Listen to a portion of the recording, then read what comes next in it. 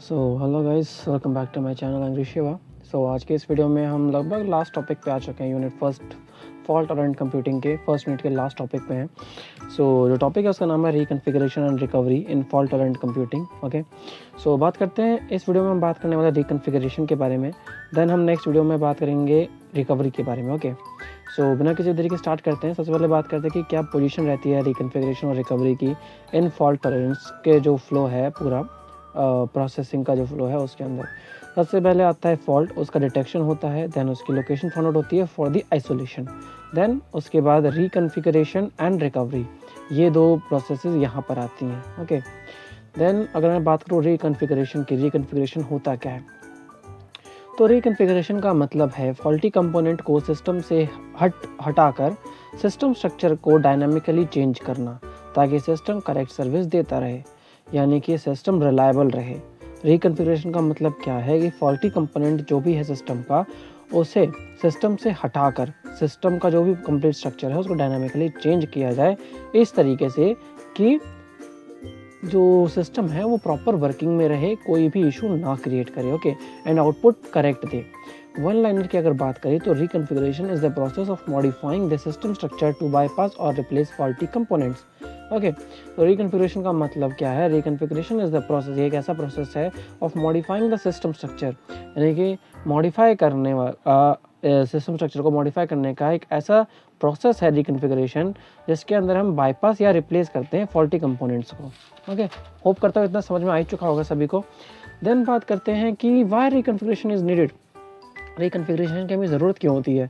तो उसके कुछ 3 पॉइंट्स हैं कि क्यों ज़रूरत होती है। तो सिस्टम के बाद सिस्टम को बंद किए बिना काम चलाना, पहला पॉइंट है कि सिस्टम को शट डाउन किए बिना हम अपना जो भी सर्विस है वो प्रोवाइड करते रहें, करेक्ट सर्विस उस चीज़ के लिए। दूसरा अवेलेबिलिटी मेंटेन करने के लिए।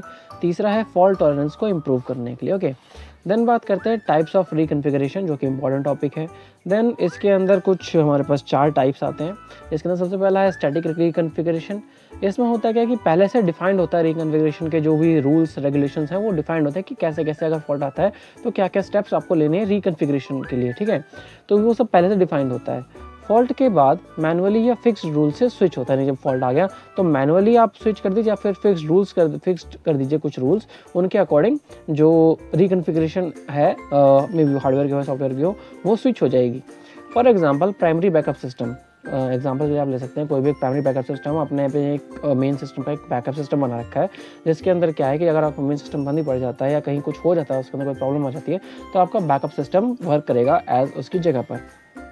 ठीक है, फिर बात करते हैं डायनामिक रिकन्फिगरेशन। इसमें होता क्या है कि रन टाइम पे जो चीज़ें हैं सारी की सारी वो काम करती हैं। ठीक है, ऑटोमेटिक डिसीजन मेकिंग होता है इसका। For example cloud system auto replace failed VM, यानी कि अगर मान के चलिए आपका क्लाउड सिस्टम जो भी आप AWS या आप जो भी स्टोरेज के लिए यूज़ करते हैं, अगर वो क्लाउड पे है सारी चीज़ें, ठीक है, एंड क्लाउड पे होने की वजह से क्या है कि अगर वो फेल कर जाती है, वो वर्चुअल मशीन्स पे वर्क कर रही है सारी की सारी, और उनकी कोई वर्चुअल मशीन अगर फेल कर जाती है तो वो क्या करते हैं, वो रिप्लेस कर देते हैं उससे ऑटोमेटिकली। जो सिस्टम है उनका कंपाइल्ड फॉल्ट टॉलरेंट कंप्यूटिंग जो उन्होंने की हुई है उसके अंदर FTC, तो उसके अंदर क्लाउड सिस्टम को ऑटो रिप्लेस कर क्लाउड सिस्टम क्या करता है, ऑटो रिप्लेस कर देता है फेल्ड वर्चुअल मशीन्स को for the reliability and availability of the system. Then बात करते हैं हार्डवेयर रिकन्फिगरेशन की। तो फॉल्टी हार्डवेयर बाईपास या रिप्लेस किए जाते हैं। जाहिर सी बात है, अगर हार्डवेयर में कुछ रिकन्फिगर करना है आपको, तो आप उसके जो भी फॉल्टी पार्ट्स हैं उनको रिकन्फिगर कर देंगे, यानी कि दोबारा से चेंज कर देंगे। स्पेयर प्रोसेसर एक्टिवेटेड, यानी कि जो भी स्पेयर पार्ट्स अपने एक्स्ट्रा लगाए होते हैं फालतू के, जो इन केस FTC के केस में यानी फॉल्ट टॉलरेंट के लिए, तो वो चीज़ें एक्टिवेट होती हैं एंड देन उनके ऊपर काम होता है। Okay, sorry for that. Then बात करते हैं चौथे और आखिरी रिकन्फिगरेशन के टाइप की, जो कि सॉफ्टवेयर रिकन्फिगरेशन। इसमें होता क्या है कि फॉल्टी प्रोसेस को रीस्टार्ट या रिप्लेस किया जाता है। ओके, फॉल्टी जो भी प्रोसेस है उसको रीस्टार्ट किया जाएगा कंप्लीटली किल करके, और रिप्लेस किया जाएगा with another processor in another form of same process.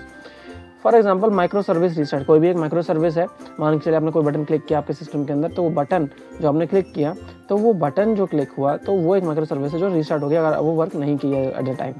अब कुछ रिकन्फिगरेशन के एग्जांपल्स की बात कर ले तो CPU 1 अगर फॉल्टी है एंड CPU 2 स्पेयर पड़ा हुआ है, तो क्या होगा, सिस्टम जो है ऑटोमेटिकली CPU 2 को यूज में ले लेगा।